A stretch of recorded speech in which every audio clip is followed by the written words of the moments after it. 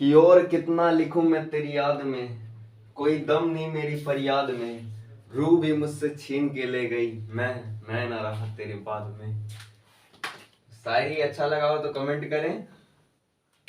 यहाँ पे शायरी करने हम लोग नहीं आते, पढ़ने आते हैं। शांति से बोरिया बिस्तर उठाओ और पढ़ने बैठ जाओ। तो वेलकम करता हूँ सीएस वाला में, दिस इज आर्यन मौर्य। ठीक है, तो हम लोगों ने एरे के डिफिनेशन टाइप वगैरह पढ़ लिया था। आज उसके कोड देखते हैं। ठीक है, तो सीटी मारे चाहे बीबी मारे, सॉरी मतलब सीटी मारे चाहे बीबी मारे, करना क्या यार, पढ़ते रहो, कॉन्फिडेंस बढ़ाओ, कंसंट्रेशन बढ़ाओ, पढ़ते रहो। क्या करना है देखो।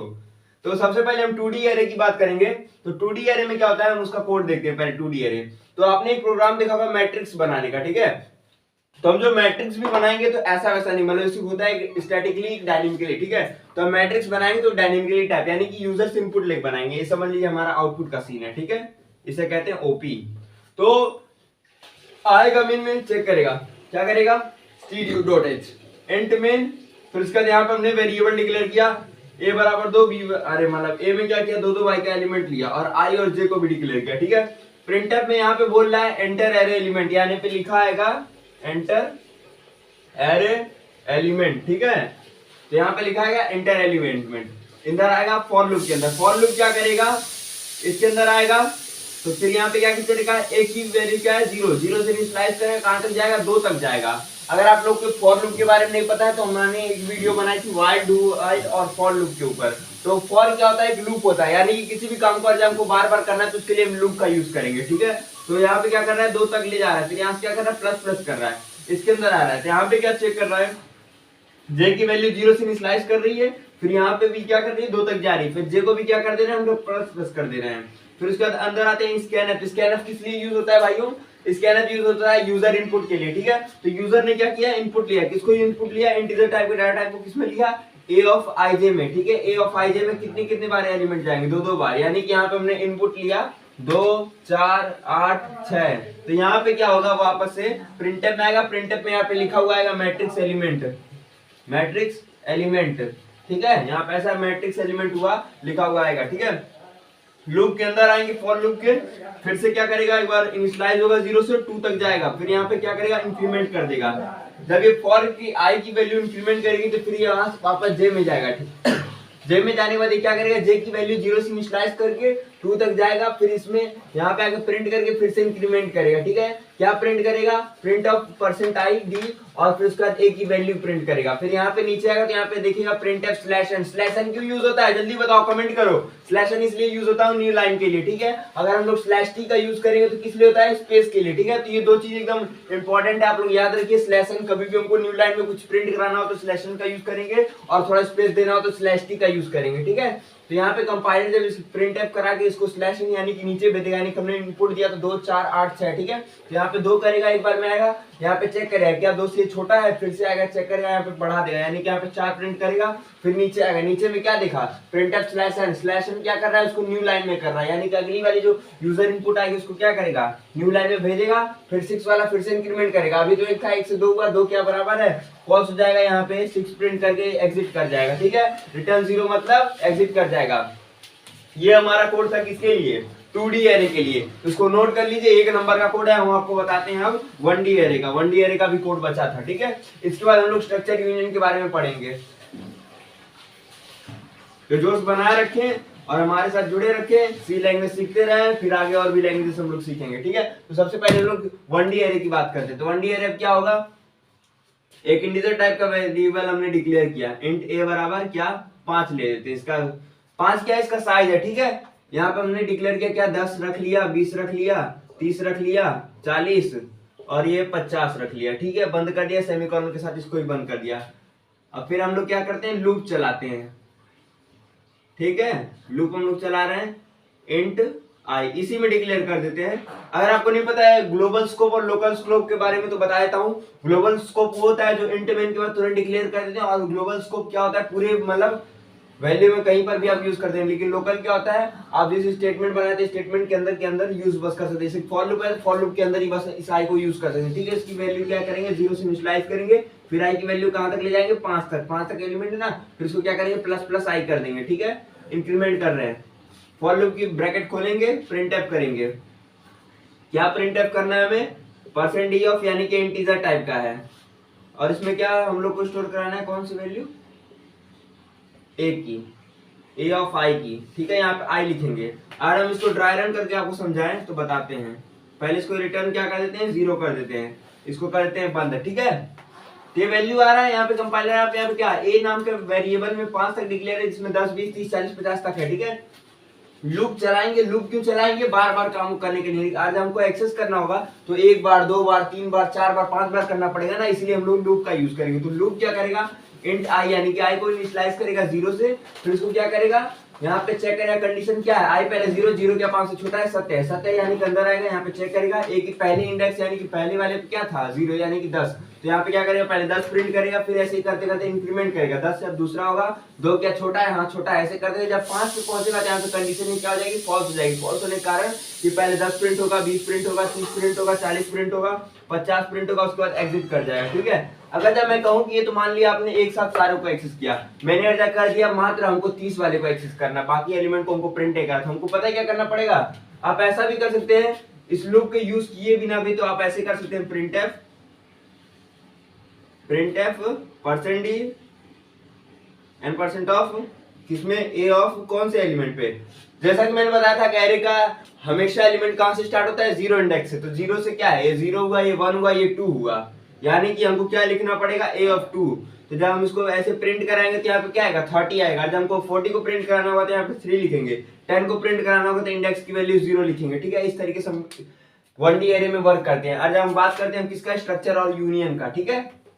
तो जैसा कि मैंने 1D और 2D एरे के बारे में बताया, ठीक है, तो हम लोग जानते हैं स्ट्रक्चर और यूनियन। तो बहुत सी जगह पे अलग अलग मिलेगा, बट मैंने आपके लिए एनालाइज करके एक ही डेफिनेशन बनाया है। क्या है वो, स्ट्रक्चर और यूनियन दोनों के लिए काम आएगा, ठीक है। तो क्या है, it is a user defined name which are used to store a group of different type of value, ठीक है। तो मैंने एनालाइज करके बनाया क्या है कि स्ट्रक्चर और यूनियन होता क्या है, एक यूजर डिफाइंड डाटा टाइप होता है, ठीक है, जिसको हम क्या करते हैं, अपनी डिफरेंट टाइप की वैल्यूज को स्टोर करने के लिए यूज करते हैं, ठीक है। मेनली यूनियन और स्ट्रक्चर का यूज बहुत होता है, बट इसका मेनली डिफरेंस क्या है, देखा जाए तो क्या होता है, स्ट्रक्चर जो होता है, structure allocate different memory for each member, यानी कि स्ट्रक्चर क्या कहते हैं, मान लिया हमने एक मेमोरी बनाया, ठीक है, तो हमारे पास ए बी सी डी में 10 12 50 कुछ भी है, 10 है, 20 है, 50 80 कुछ भी है, ठीक है। तो सबके लिए एक अलग अलग क्या करेगा, मेमोरी एलोकेट करेगा, ठीक है। लेकिन यूनियन में क्या होता है, यूनियन में हमने बनाया, इसमें भी क्या है, 10 है, 20 है, 50 है और 80 है, तो इसमें क्या करेगा, union allocate the same memory for each member, ठीक है। तो ये सभी के लिए क्या करेगा, सेम मेमोरी एलोकेट करेगा, अलग नहीं करेगा, ठीक है। दूसरी बात क्या करेंगे, स्ट्रक्चर क्या होता है, structure the size of structure depend on the member of union, यानी कि इसमें क्या करेगा, हर एक मेंबर जो भी इसमें मेंबर है, 10 20 30 50 जो भी है, तो सबके साइज में, तो 10 है तो 10 का एक साइज बनेगा, 20 है तो 20 का एक साइज बनेगा, 50 है तो 50 का एक साइज बनाएगा, 80 है तो 80 का एक साइज बनाएगा। लेकिन यूनियन में ऐसा नहीं होता। यूनियन में क्या होता है, the size of union depend on the biggest member of the union, यानी कि इसमें 10 है कोई फर्क नहीं है, 20 भी छोटा है, 50 भी छोटा है, 80 सबसे बड़ा है ना, तो 80 का जो एक मेमोरी बनेगा उसी के अंदर ये सारे स्टोर हो जाएंगे, ठीक है। तो ये होता है। और भाई हमको स्ट्रक्चर और यूनियन बनाना है तो क्या करेंगे, स्ट्रक्ट कीवर्ड होता है और यूनियन कीवर्ड होता है, इसकी यूज से हम लोग बनाते हैं। तो इसका अरे कोड की बात करें तो कोड की बात करें, सबसे पहले सिंटैक्स की बात करें तो क्या लिखेंगे, सबसे पहले हम लिखेंगे स्ट्रक्ट कीवर्ड, फिर उसके बाद अपने स्ट्रक्चर का नाम, जैसा कि यूजर डिफाइंड है तो आप अपने मर्जी कुछ भी आप इसका नाम रख सकते हैं, ठीक है। फिर यहाँ पे अपना जो भी कोडिंग करना होगा वो करेंगे। और यूनियन में भी सेम है, यूनियन एक कीवर्ड है, कीवर्ड के बाद यूनियन नेम, कुछ भी अपना नाम रख दिए, CS वाला आर्यन मोरे कुछ भी, फिर अंदर कोड कर दिए, इसको ही बंद। अब स्ट्रक्चर हो गया, यूनियन हो गया, तो ये भी क्या है, एक यूजर डिफाइंड डाटा टाइप है, यानी कि इसमें भी क्या होगा, हम लोग जब भी एक समझिए फंक्शन समझिए एज है, स्ट्रक्चर और यूनियन भी कैसे वर्क करता है, एक फंक्शन की तरह से। तो इसमें भी क्या होगा, तो जब इसकी बॉडी खत्म होगी तो इसमें भी सेमीकोलन हम लगा के इसको ये बताते हैं कंपाइलर को कि हमारा ये यहाँ से कोड खत्म होता है, फिर अगला कोड हम करेंगे, तब इसको हम बंद करते हैं, फिर उसका नाम आपको कोड इसका बताते हैं।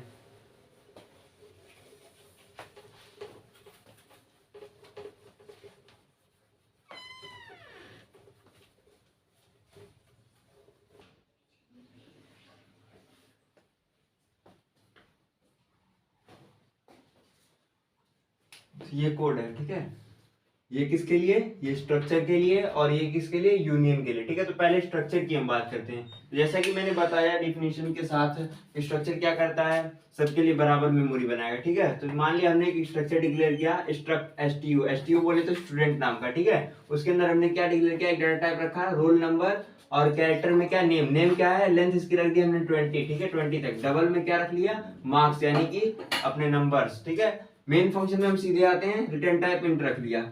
सीधे क्या करते हैं, यहां से हम कॉल करते हैं किसके, एसटीयू, यानी कि स्ट्रक्चर स्टूडेंट को, और इसका एक क्या बोलते हैं, सॉरी,